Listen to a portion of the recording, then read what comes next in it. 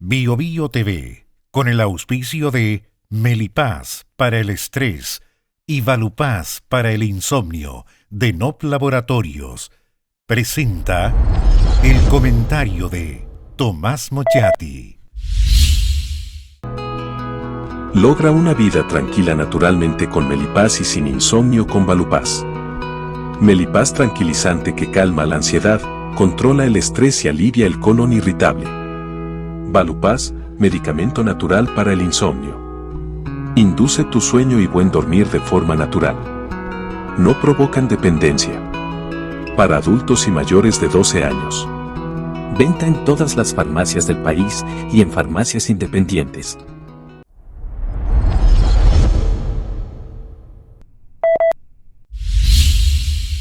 En medio de la campaña de cara al plebiscito del 4 de septiembre, fuerzas telúricas se desplazan por el país. Inevitablemente ya se deja caer sobre Chile una crisis económica de grandes proporciones. En comparación a la crisis subprime o la crisis asiática, ellas serán consideradas un juego de niños. Habrá que remontarse a la crisis de 1982, a esa que resquebrajó definitivamente la dictadura de Pinochet, para tener algo comparable. Muchas veces se repitió, ustedes lo escucharon, eso de la solidez, de la fortaleza de la economía chilena. Eso es pasado. La economía de Chile hoy es débil.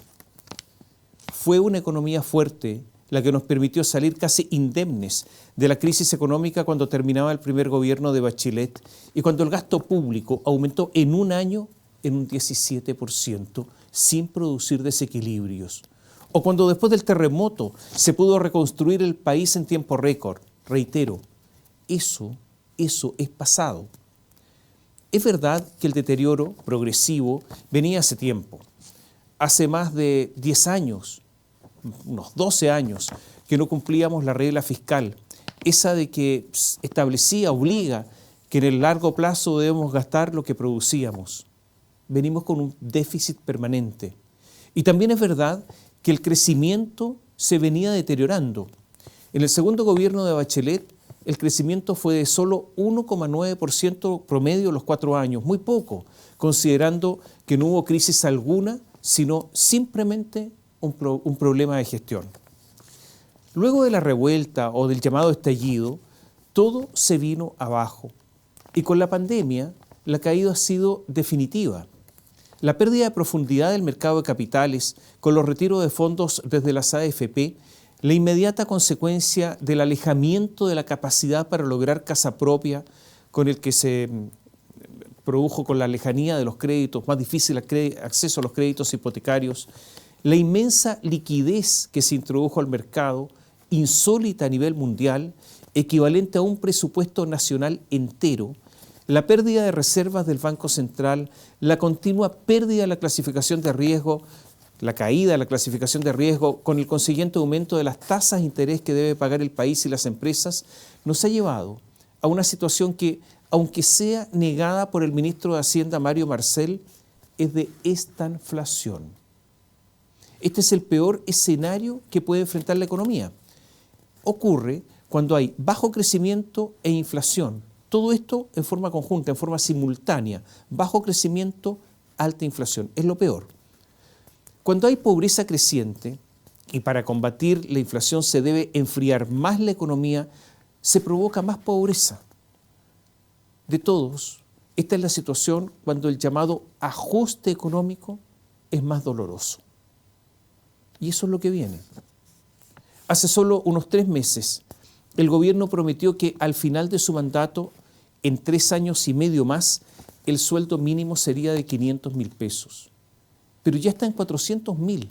La promesa de los 500.000 pesos parece ahora, solo unos meses después, un chiste cruel, salvo por el hecho que refleja las cerradas previsiones del ministro Mario Marcel en materia inflacionaria.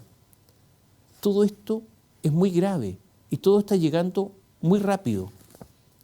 El mismo Marcel había pronosticado alguna posibilidad de recesión para el 2023, para el próximo año. También aquí se equivocó.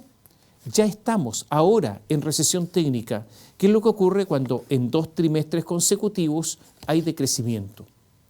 Si todos miran los errores del ministro de Hacienda, de Economía, Nicolás Grau, los errores del ministro de Hacienda no han dejado de llamar la atención y demuestran bastante mediocridad en los análisis, en los anuncios y en las decisiones.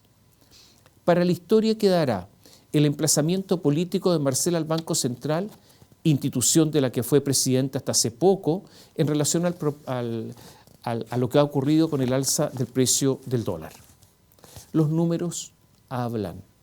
El próximo año, según organismos internacionales, no solo Chile estará en recesión, sino que tendrá el triste trofeo de ser el país con menor crecimiento de toda América Latina. Algo habremos hecho y algo estaremos haciendo ahora muy mal para tener este resultado paupérrimo. Pero de las pasadas autoridades y de estas, no hay ni siquiera una palabra acerca de las causas y de las medidas para paliar lo que se vive y de lo que se viene. Y lo que se viene es mucho peor. Muchos nos preguntamos a estas alturas, ¿cuál es el plan del gobierno frente a esta situación? Parece evidente que prácticamente todo el gabinete del presidente Gabriel Boric es débil.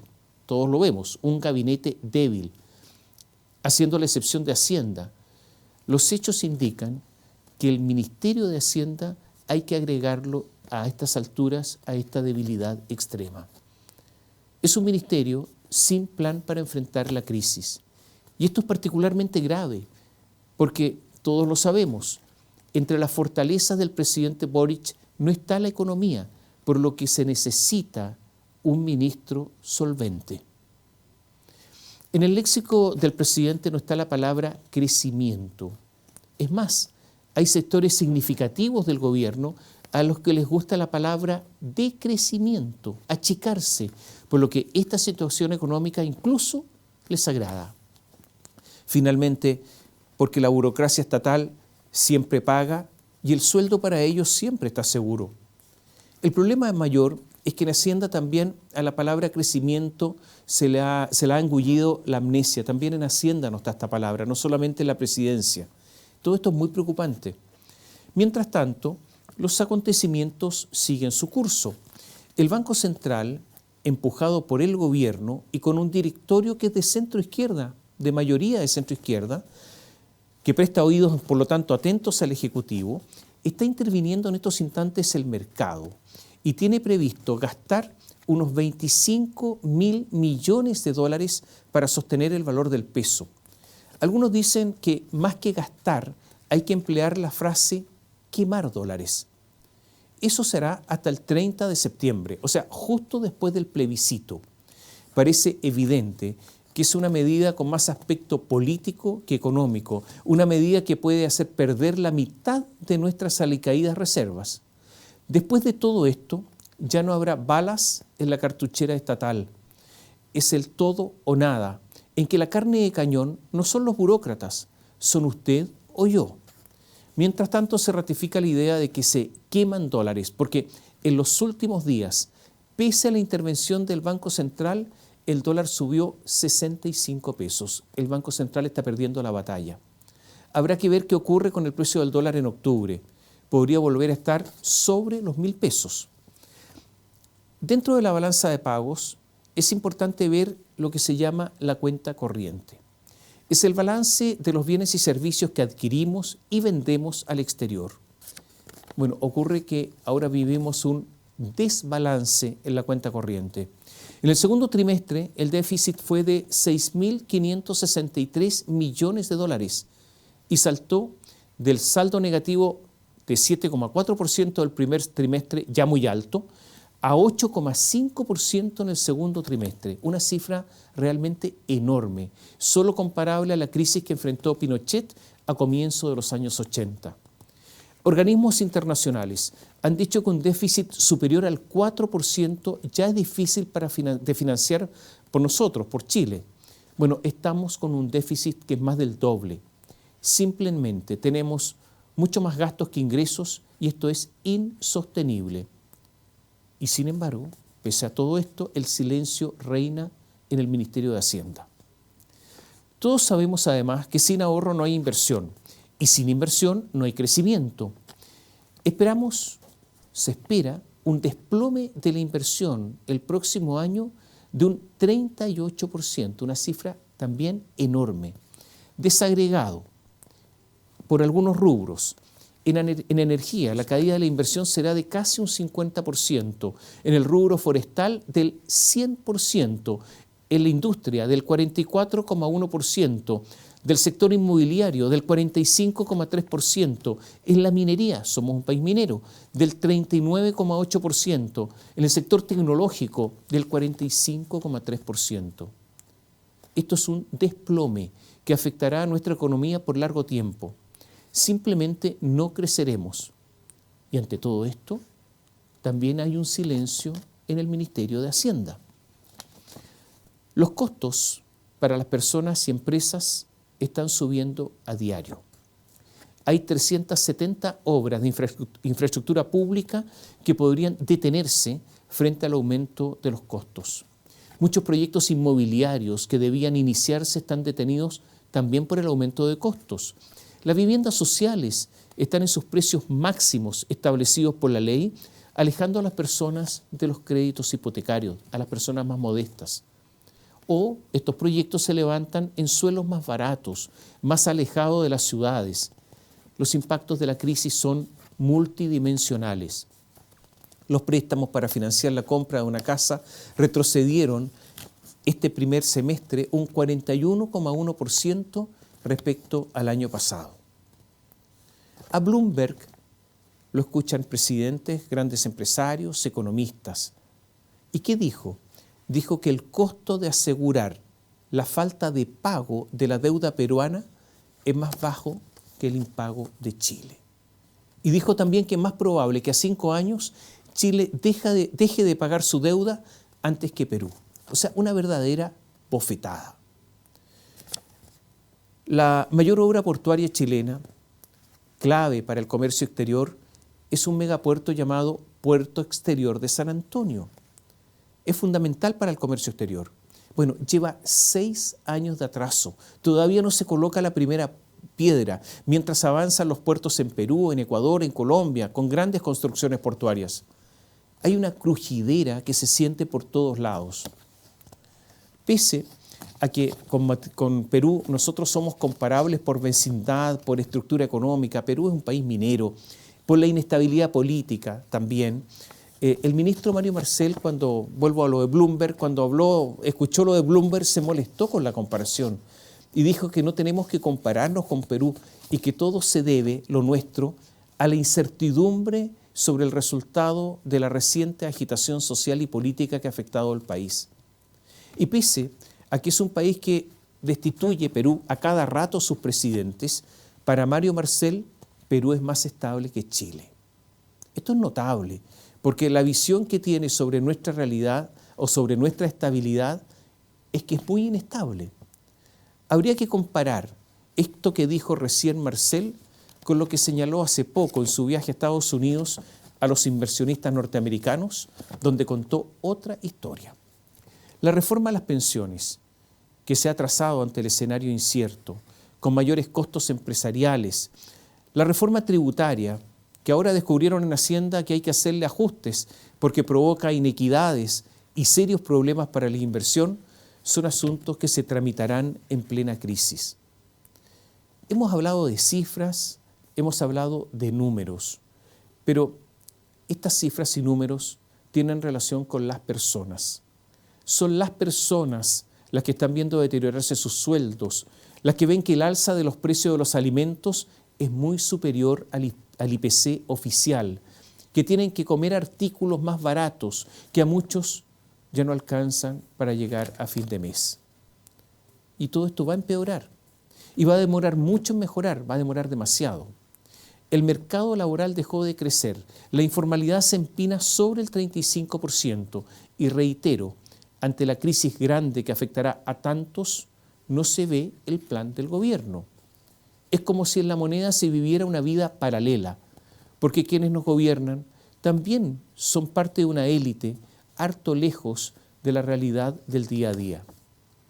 ¿Podría, por ejemplo, resistir el gobierno un intento, digamos, de Pamela Giles, de un nuevo retiro desde las AFP el próximo año en medio de una gran carestía? Está bien, es cierto que el gobierno está ocupado en el plebiscito, está ocupado de ganar el plebiscito, pero las encuestas dicen, todas las encuestas, que ganará el rechazo. El día 5 no habrá tiempo. Será necesario un cambio de gabinete de envergadura para que el gobierno tenga mucho mayor tonelaje político. Tiene que dar el salto de chalupa a barco grande. Se enoje quien se enoje, aunque se taimen los amigos y compañeros de ruta del presidente. Y eso significa sacar a muchos ministros, a lo mejor incluso sacarlos a todos. Se sabía que este era un gobierno de dos tiempos, uno para ganar la campaña del apruebo y el segundo para aplicar la nueva Constitución. Pero según lo que sabemos, la campaña ha sido un fracaso y el gobierno saldrá derrotado. La segunda etapa entonces es para conducir un gobierno vencido e intentar ampliar su base electoral. Al presidente lo obliga el momento político y la crisis económica. Debería volver a pronunciar la palabra crecimiento, la palabra inversiones, incentivar el retorno de los capitales que se fueron, convencer a los que están cambiando su domicilio tributario a que no lo hagan, que se queden en Chile, proponer una reforma tributaria razonable, acoger a los desempleados mientras combate, porque hasta ahora no lo ha hecho con seriedad, todos los otros problemas, la inmigración, el crimen organizado, la delincuencia común, el alzamiento de la Araucanía, es casi subir el Everest. Es evidente que solo el gobierno no se la puede. Necesita ayuda, necesita mucha ayuda. Ojalá que, desprendiéndose de prejuicios, de consignas, de ideologismos bien tontos, el gobierno se deje ayudar. Por el bien, yo diría, de los chilenos más desvalidos. Bio Bio TV, con el auspicio de Melipaz para el estrés y Valupaz para el insomnio de NOP Laboratorios, presentó el comentario de Tomás Mochiati. Logra una vida tranquila naturalmente con Melipaz y sin insomnio con Valupaz. Melipaz tranquilizante que calma la ansiedad, controla el estrés y alivia el colon irritable. Valupaz, medicamento natural para el insomnio. Induce tu sueño y buen dormir de forma natural. No provocan dependencia. Para adultos y mayores de 12 años. Venta en todas las farmacias del país y en farmacias independientes.